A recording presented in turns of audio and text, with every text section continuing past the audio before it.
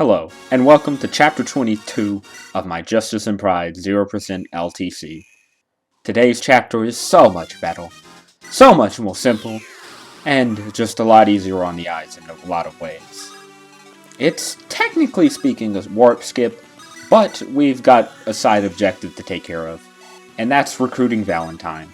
We've seen him twice now. I basically glanced over his first appearance, but now and he basically was the cause of slight annoyance in his second appearance. But now he's finally recruitable.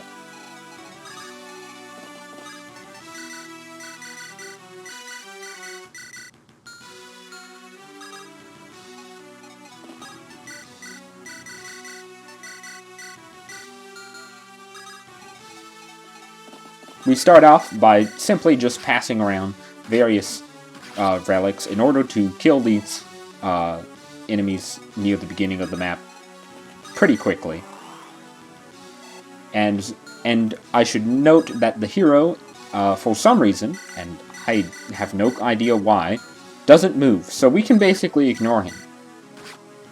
You may also have noticed that we took away Terra's weapons, and that's just so that she doesn't waste two uses of a steel sword retaliating against that hero. Not that it really matters, but it's just a slight saving of money, basically.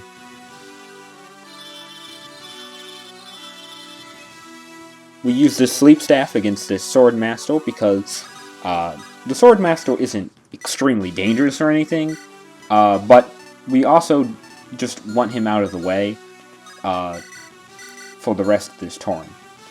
Well, the next two turns.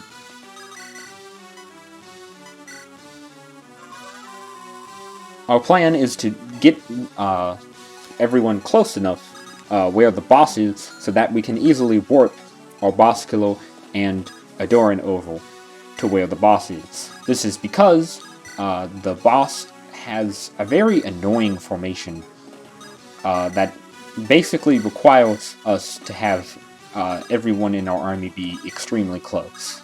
But it also is very rewarding in that we finally get to see some use of how many of those levels Luigi had. And here we see why we gave our rogue a iron sword, and that's just to lower that hit rate against that berserker. And for some reason, the only sage who prioritizes killing that phantom over possibly killing our rogue, so it works out.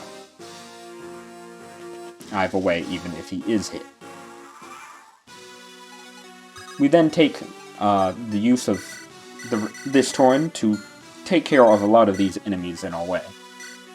Of course, using relics, and thankfully, even with the amount of stat variance that exists with the sages, overall, we have enough units that they can be reliably killed while still having our general strategy be accomplished. Basically, we're going to have Terra be our boss killer this map, and that's because the boss is a sword master who surprisingly doesn't have that high of speed for a sword master, and actually isn't that dodgy either. Probably because she's wielding a brave sword, but actually don't think she's weighed down either. Either way, we're able to double her with a killer lance with Terra and the speed relic, and then using the skill relic and the charisma boost from Adoran being warped basically right next to our boss killer, we're able to get to a 70% hit rate and easily take care of the boss as long as one hit connects and then another hit is a critical hit. Here we recruit Valentine, and as I've mentioned before, he's not an extremely useful unit, but he does come in handy this map as a user of the relics and one of our armor slayers in order to just take care of these generals that were with him. Why in the world these generals don't just become green units, since they seemed to be allied with him in the previous time we saw him? I don't know. It's not really answered.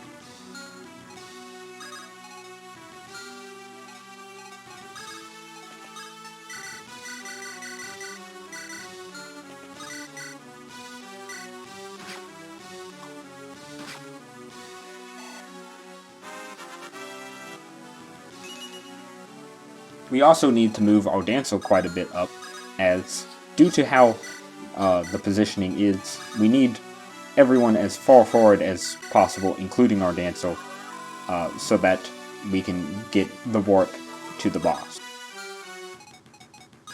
I haven't shown it, but the formation that I mentioned before is extremely annoying due to the fact that there are enemies surrounding the boss entirely, and the only real open spots to attack the boss easily are 2 spots directly to the left and right of the boss.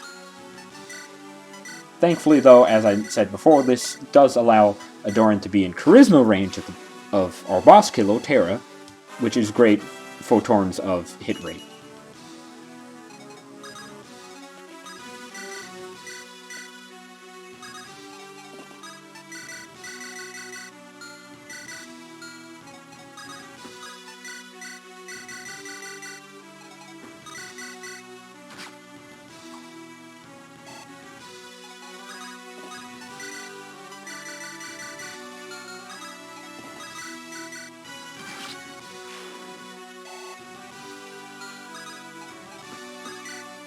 This does give us an opportunity to actually see the formation that I mentioned earlier.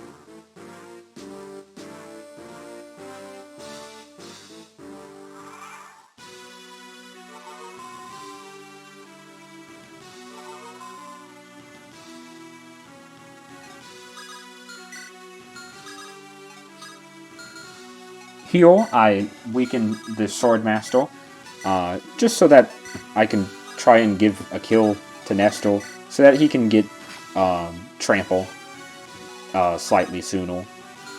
Trample isn't required, and probably won't even end up being of importance at all in the rest of this run.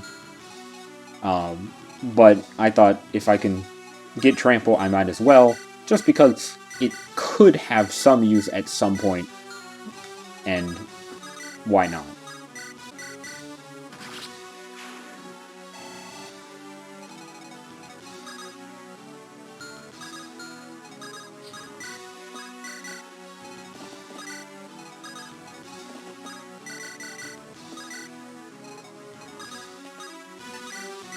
As you can see, we have to get our boss killer and Adoran very close to where the boss is, just barely get into range of the boss and the throne.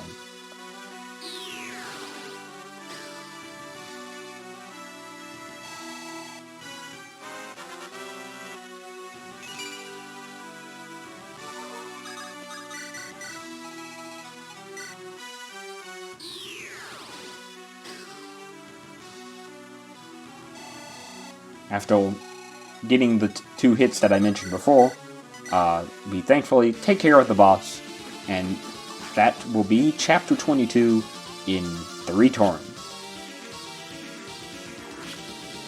The only thing I forgot to mention is that Terra probably should have had the Hopland Guard due to that very small chance of death from the boss, but it's not too important. We also get Savior due to Terra's level 10, but this isn't too important either. Either way, thank you for watching, and I'll see you next time for Chapter 23.